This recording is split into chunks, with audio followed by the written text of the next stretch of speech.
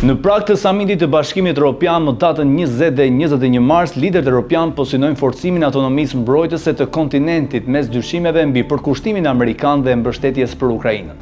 Më datën 17 mars, ministrat e jashtëm të Bashkimit Evropian diskutuan mbi një plan të ri për financimin e Ukrainës, ndërsa më 19 mars Komisioni Evropian pritet të publikojë një plan për riarmatosin e Evropës që synon të mobilizojë rreth 800 miliardë euro për mbrojtjen në 4 vitet e ardhshme. Skepticizmi rreth realizimit të këtij plani mbetet i lartë, ndërsa Bashkimi Evropian përballet me një deficit mbrojtje prej 500 miliardë eurosh, plani synon të lehtësojë rregullat fiskale për të nxitur investimet ushtarake.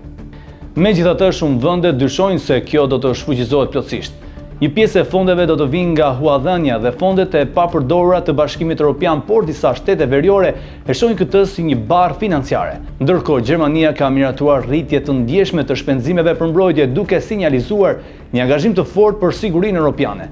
Në këtë kuadër, Bashkimi Evropian po shqyrton përmirësimin e infrastrukturës ushtarake dhe integrimin e industrisë së mbrojtjes të Ukrainës në tregun evropian. Për Ukrainën, Bashkimi Evropian synon të sigurojë deri në 40 miliardë euro ndihmë ushtarake për vitin 2025, me fonde për artilleri, dronë dhe trajtime ushtarake. Megjithatë, mbetet e paqartë se sa shpejt këto fonde do të shndrohen në ndihmë konkrete, duke rritur pasigurim mbi aftësinë e Bashkimit Evropian për të vepruar në mënyrë të pavarur në fushën e mbrojtjes.